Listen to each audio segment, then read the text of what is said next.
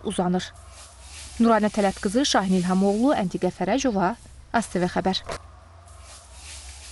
Turistlərin ən çox üst tutduqları qədim yaşayış məntəqələrimizdən olan Lahıc və Baskalda bərpa işləri aparılır. Bununla onların turizm imkanları daha da genişləndirilir. Bu kəndlər həm də yenidən sənətkarlıq mərkəzinə çevriləcək. Baskal və Lahıca təşkil edilən media turda bu barədə məlumat verilib. Qışda Lahıc və Baskal istiqamətində turist axınında artım gözlənilir. Bu məqsədlə Baskalda xeyli iş görülüb. Küçələr, məhəllələr tarixi görkəmində bərpa edilib. Muzeylər və sənətkarlıq emalatxanaları da yenilənib. Bazar meydanı yenidən qurulmuşdur və Bazar meydanı ətrafında gördüyünüz Hacıbədəl məscidində işlər başlanılmışdır cari ildə və işlərin növbəti ilin əvvəlində tamamlanması nəzərdə tutulur. Eyni zamanda sol tərəfimizdə olan Şeyx Məhəmməd məscidində biz onu arxeoloji park kimi yenidən qururuq.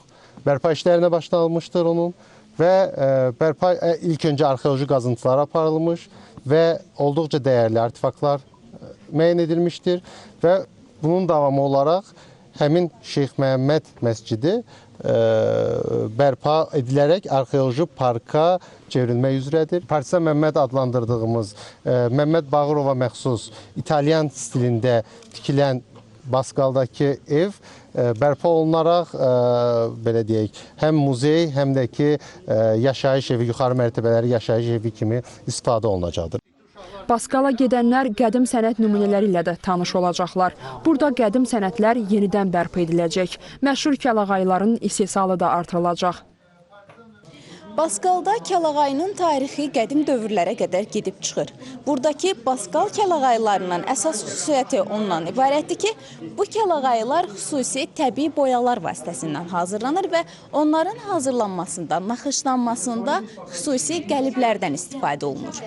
Əsl kələyağı ipəkdir də, kələyağı ipəkdən olur, təmiz ipəkdən. Şəhərdə də satırlar, qıraq yerlərdən də gətirirlər.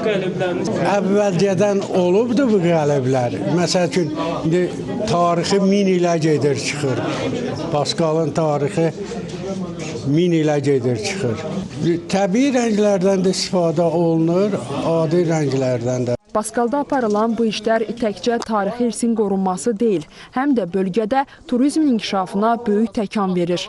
Lalə Allahverdiyeva, Kamran İsayev, Lalə Rəhmanova, ASTV Xəbər. Bəli, Ordubad rayonunun Parağaçay qəsəbəsinin böyük turizm potensialı var. 1950-ci illərdə salınan qəsəbə Qapıcıq dağı